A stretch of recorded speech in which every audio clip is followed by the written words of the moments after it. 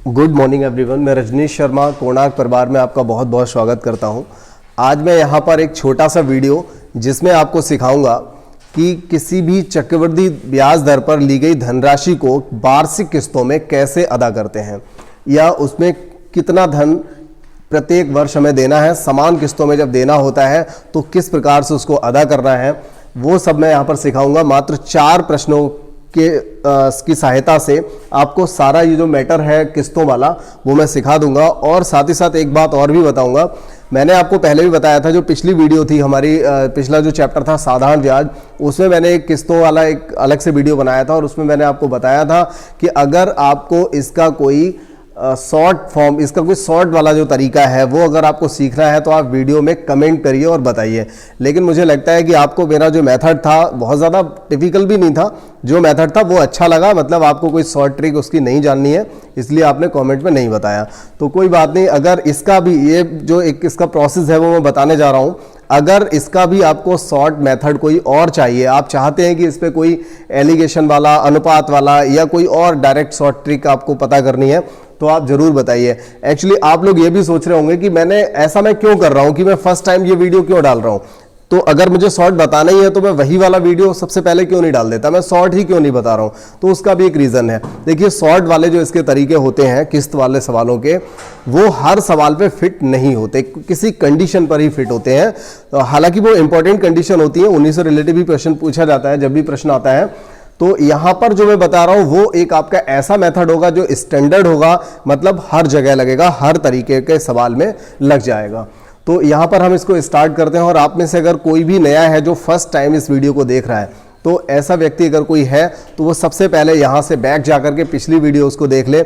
और अगर अब तक चैनल पर नए हैं, आपने सब्सक्राइब नहीं किया है, तो पहले सब्सक्राइब करिए, उसके बाद हमारे साथ जुड़िए, तो आपकी अच्छे से तैयारी भी हम कराएंगे। और लगे रहिए। देखिए, हम यहाँ पर पहले प्रश्न के साथ जाएंगे और पहला जो हमारा प्रश्न है, पहला, दूसरा, तीसरा, चौथा, इन चारों प्रश्नों को 1 बाय 1 में करूंगा। फर्स्ट वाले में थोड़ा सा ज़्यादा समय लूंगा समझाने में और लिखने में, लेकिन सेकंड थर्ड तक आते आते हम इन सवालों को बहुत ही सिंपल करने की कोशिश करेंगे। और अगर आप लोगों ने पहले से वर्ग और घन जो मैंने आपको बताया था, अगर आपने याद कर रखा है तो आपको कोई दिक्कत नहीं आएगी, और याद नहीं किया है तो आप मेरे साथ कैलकुलेशन में आपको दिक्कत आएगी, आपको लगेगा कि हम थोड़ा सा पीछे हो रहे हैं, सर एकदम जल्दी बता रहे हैं इनके आंसर्स। या बहुत सारे बच्चे ऐसे होंगे जिन्होंने कर रखा होगा, अब जैसे यहाँ पर 41 का वर्ग आ जाएगा या 21 का वर्ग आ जाएगा, अब आपको नहीं पता है, आप बिल्कुल फ्रेशर हैं, सर की बात नहीं मान रहे हैं, आपने याद नहीं किया है वर्ग, वर्गमूल वगैरह, तो आपको दिक्कत आएगी।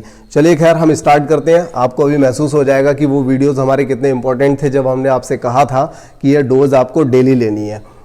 ठीक है, पहला प्रश्न है यहाँ पर, 210 रुपए की राशि कर्ज पर ली गई। 210 रुपया राशि ली गई है, मात्र 210 रुपया, जिसकी अदायगी 2 बराबर किस्तों में की जानी है। इसको 2 बराबर किस्तों में अदा करना है। तो अब करना क्या है, अब ऐसा नहीं कि 210 रुपया है बराबर किस्तों में देना है, 105 दे दो, ऐसा कुछ भी नहीं है। यहां पर 2 साल में देना है, जिस पर ब्याज भी चलता रहेगा, वो भी चक्रवृद्धि ब्याज। तो यहां पर क्या है कि दर दी हुई है 10%, तो 2 किस्तों में अलग अलग 2 साल में देना है। तो बताइए कि 10% के हिसाब से कितनी किस्त बनेगी, वो आपको यहां पर बतानी है। तो देखिए, इसका जो मेथड होता है, चक्रवृद्धि ब्याज है, तो यहां पर जो इसका एक फॉर्मूला है वो क्या है उसको जरा समझ लेते हैं। देखिए, x/1 प्लस r/100 की power 1 plus x/1 plus r/100 की पावर 2, और आगे भी x/1 प्लस r/100 की पावर 3, और ऐसे ही आगे चलता रहेगा। ठीक है, कब तक चलेगा, जितनी किस्तों में पूछा है। अगर यहाँ 2 किस्तों में पूछा है तो ये लगेगा, यहाँ पर भी 2 किस्तों में पूछा है, और इससे अगले सवाल को भी 2 किस्तों में पूछा है, लेकिन लास्ट वाला जो आपका सवाल है वो 3 किस्तों में पूछा है। तो आपको यहाँ तक 3 किस्तों के लिए इसकी पावर 3 तक करना पड़ेगा, लेकिन 2 किस्तों वाले सवाल को आप सिर्फ यहीं तक छोड़ देंगे। ठीक है, तो अब देखिए, ये सारा जो होगा वो पूरा जो आपका मूलधन लिया गया है, मतलब स्टार्टिंग में जो धन ले रखा है उस धन के इक्वल आएगा। ठीक है, जो भी धनराशि आपने लोन ली हुई है, ठीक है, जिस व्यक्ति ने लोन ली है। तो अब इसको आप ध्यान रखेंगे तो सीधा लगाइए x/, अब देखिए 1 प्लस क्या होगा, r/100। r कितना है इसमें, r है 10%, तो 10/100 पावर 1 हो गया। यहाँ पर भी आप x लगाएंगे, 1 प्लस r की जगह पे क्या लगाएंगे 10 और 10/100, यहाँ पे पावर 2 आ जाएगी और धनराशि कितनी थी 210 रुपए। ठीक है, तो अब हम इसे जब सॉल्व करेंगे तो क्या हो जाएगा, ये देखिए 11/10, यहाँ पर हम 11/10 लिखेंगे तो बटे के बटे में आने वाली जो संख्या होती है वो कहाँ जाती है, ऊपर चली जाती है।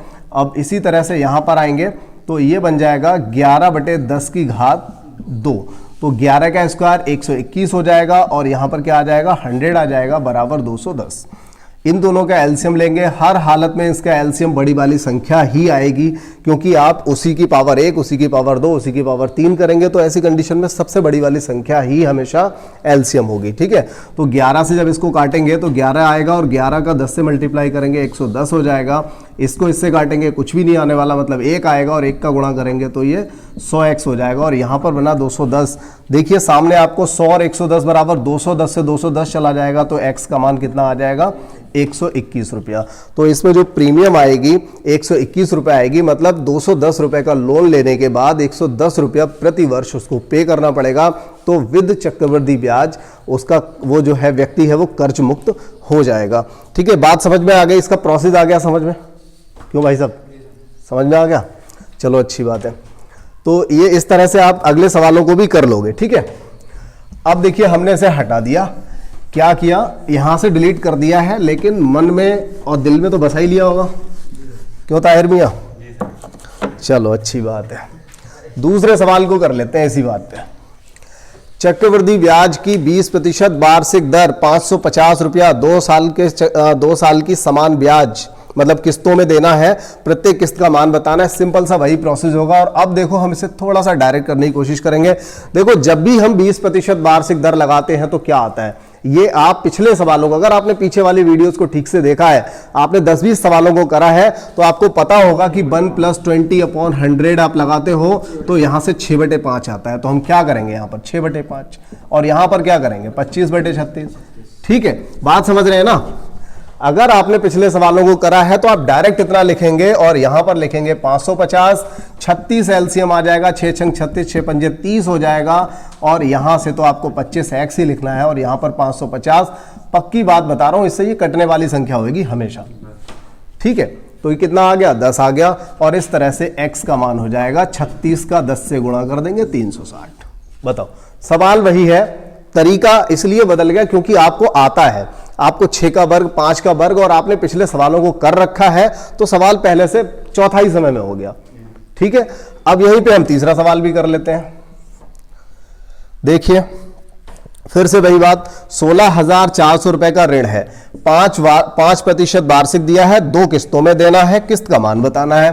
फिर से हम क्या करेंगे, x हमारी किस्त हो गई, 5% दिया है। आपको पता है जब आप 5% लगाते हो तो क्या बनता है 21/20, 5 से काटा 20, 20 से कम 20 और 21, तो 21/20 आएगा और यहां पर क्या आ जाएगा 400x/441, क्योंकि यही आता है। पावर में 2 लगाना है, आपको पावर में 2 लगाना है मतलब स्क्वायर करना है।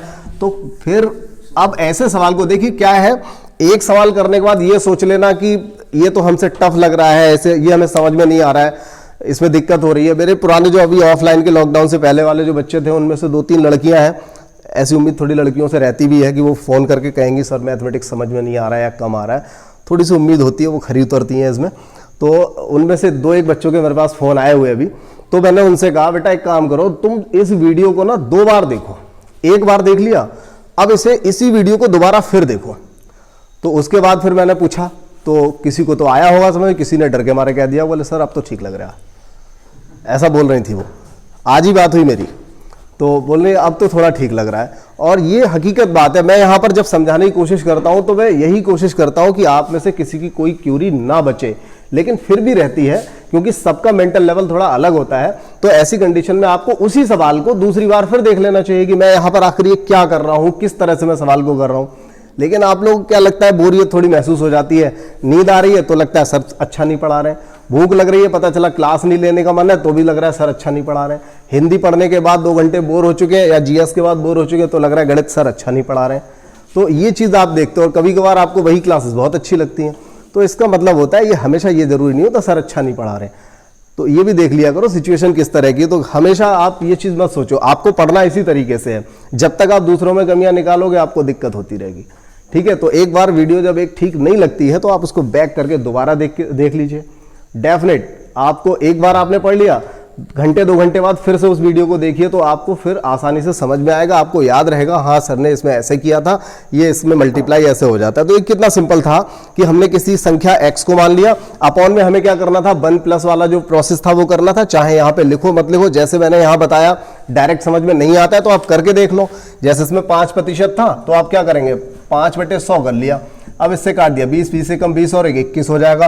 तो 21/20 करेंगे, 20 ऊपर चला जाएगा। पावर 1 थी इसलिए कुछ भी नहीं होगा। यहां पर पावर 2 है तो इसका स्क्वायर यहां लिख दो, इसका यहां लिख दो। अगर पावर 3 भी हो जाएगी तो 20 की घात 3 8000 यहां लिखेंगे, 21 की घात 3 9261 को यहां लिखेंगे और एलसीएम को क्या लेंगे, सबसे बड़ा वाला यानी 9261।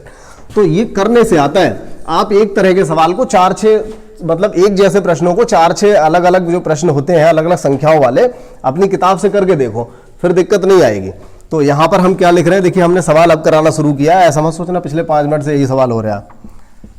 ये देखो क्या लिखा हमने, इसको लिख लिया। अब एलसीएम क्या आना है, सोचना ही नहीं है, 441 आना है, बड़ी वाली संख्या। इससे इसको काटेंगे, यही आएगा यहाँ पे 21 और 21 का 20 से गुणा करेंगे, 420x आ जाएगा। इससे इसे काटेंगे 1 आएगा, यानी ऊपर वाली संख्या को नीचे रखना है। देखिए हर बार हर सवाल में एक जैसा कॉपी करते चले जा रहे हैं हम लोग।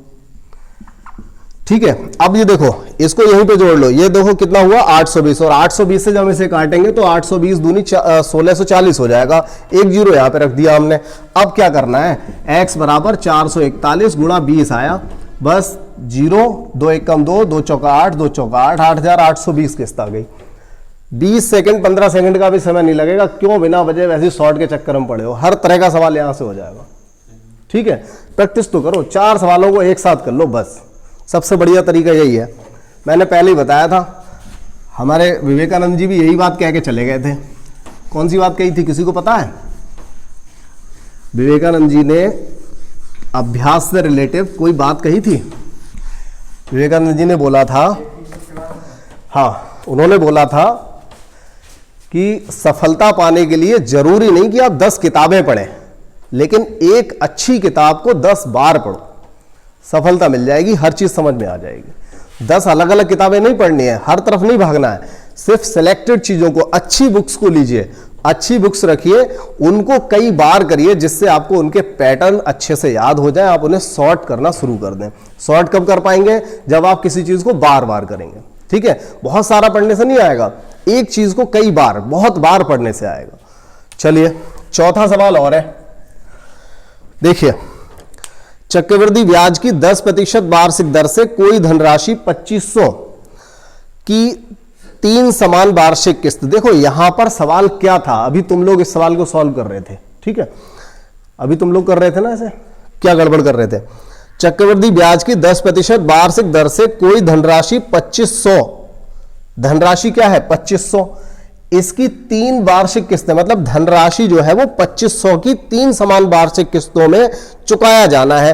हो सकता है दूसरी वाली लाइन में थोड़ा सा कंफ्यूजन सा हो रहा हो, लेकिन तुम्हें तो हुआ ही नहीं, तुमने तो कंफ्यूज हो ही गए थे, जबरदस्ती गलत समझ लिया था पूरे सवाल को।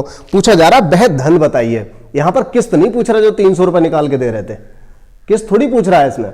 ये कह रहा है वह धनराशि बताइए। एक धनराशि थी, उस धनराशि को 10% वार्षिक ब्याज दर से दिया गया था और उसे 2500 रुपए की 3 समान किस्तों में दे दिया, चुका दिया गया था या चुकाया जाना है। तो वो धनराशि क्या थी, यहां पर सवाल में किस्त नहीं धनराशि पूछिए, किस्त तो दे रखी है यहां पर 2500। सवाल को भी तो समझो, हर एक में कहा प्रत्येक किस्त का मान बताइए, प्रत्येक किस्त का मान बताइए, किस्त का मान बताइए। यहां पर क्या बोला है, वह धन बताइए और 2500 की 3 समान वार्षिक किस्तों में चुकाया जाना है। कितना सिंपल सा था, सवाल की ऐसी तैसी कर दी, उल्टा समझ लिया। चलो खैर, चक्रवृद्धि ब्याज की 10% वार्षिक दर से कोई धनराशि 2500 की 3 समान किस्तों में। अब देखिए हम यहां पर बात करेंगे, 2500 को यहां लगाएंगे, प्लस फिर से 2500 लगाएंगे और फिर से यहां पर भी हम 2500 ही लगाएंगे। हमें क्या निकालना है, ये वाला धन लगाना है, निकालना है जो हम हमेशा लास्ट में लगाते थे। ठीक है, पी निकालना है। तो अब देखो क्या था 10%, 10% को हम क्या लिखेंगे 11/10। तो 11/10 121/100, 100 ऊपर बढ़ा दिया, यहां पर क्या आएगा 1331, और यहां पे कितने जीरो आएंगे, 3 जीरो ऊपर आ जाएंगे। ये लो भाई 1331, इससे इसको काटा 121 आएगा, 121 का गुणा करेंगे हम 25,000 से, ठीक है। या ऐसा कर सकते थे, ऊपर से ना सारे 100 अलग कॉमन ले लो, हर एक में से 100 कॉमन ले लो, या फिर 1000 ही ले लो पूरा कॉमन, 1000 कॉमन ले लो, थोड़ा लिखने में आसानी हो जाएगी।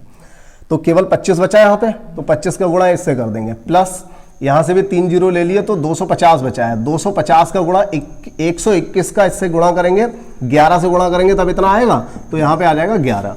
अब इससे करेंगे तो 1 जाएगा भाग यहाँ पर, तो 1 का गुणा जब हम इसमें करेंगे तो यहाँ पर कितना आ जाएगा 2500, क्योंकि 3 जीरो तो पहले हमने इधर ले लिए, ठीक है। अब इसे देख लो, अब देखिए इसमें होना क्या है, ये जो आंसर आएगा ना इसका, देखिए 25 एकम 25 का 5 हो गया, 25 दूनी 50, 25 एकम 25 से काट दो, रुक तो जा बेटा, 25 एकम 25 का 5, हासिल का 2 रहेगा, 25 दूनी 50 और 2 52 आ जाएगा, 52 हासिल का 5 हो जाएगा, और 25 एकम 25 और 5 30 25 हो जाएगा, ये हो जाएगा आपका 2750, यहाँ पर ये 2500 ही रहेगा। इन सबको जोड़ के 1331 से भाग देना है। देखो इसका आंसर जो है वो दशमलव में आना है, पहले ही मैंने बोला था इस सवाल का जो आंसर होगा वो हम कहाँ पे डालेंगे, कमेंट में डालेंगे, ठीक है। और तुम लोग मुझे अभी हल करके दिखाओगे, इसका आंसर पॉइंट में आएगा, हिंट दे रहा हूँ, 6000 के आसपास कुछ आंसर आ रहा है इसका, ठीक है, 6200 के आसपास, लेकिन दशमलव के 2 स्थानों तक। इसकी कैलकुलेशन आपको दशमलव के 2 स्थानों, 6200 के समथिंग आ रहा है, तो आपको दशमलव के 2 स्थानों तक इसको लिख के मुझे डालना है, ठीक है। देखता हूं कैलकुलेशन कितने लोग जल्दी करते हैं। चलिए ठीक है, तो ये क्लास जो रहेगी इतनी रहेगी। यहां पर मैंने आपको सिखाया कि किसी भी चक्रवृद्धि ब्याज पर दिए गए लोन को या ऋण को वार्षिक किस्तों में, बराबर वार्षिक किस्तों में किस प्रकार अदा किया जाता है, उससे रिलेटेड जो प्रश्न बनता है ये हमने आपको यहां पर सिखाया। और अब इसके बाद एक वीडियो हमारा और रहेगा, और वो काफी इंपॉर्टेंट होगा, क्योंकि उसमें जो कुछ भी बचा हुआ है हर टाइप का प्रश्न रहेगा, और डेफिनेट वहां से भी प्रश्न पूछा जाता है, बहुत ही इंपॉर्टेंट रहेगा, तो उस वीडियो को देखना ना भूलें।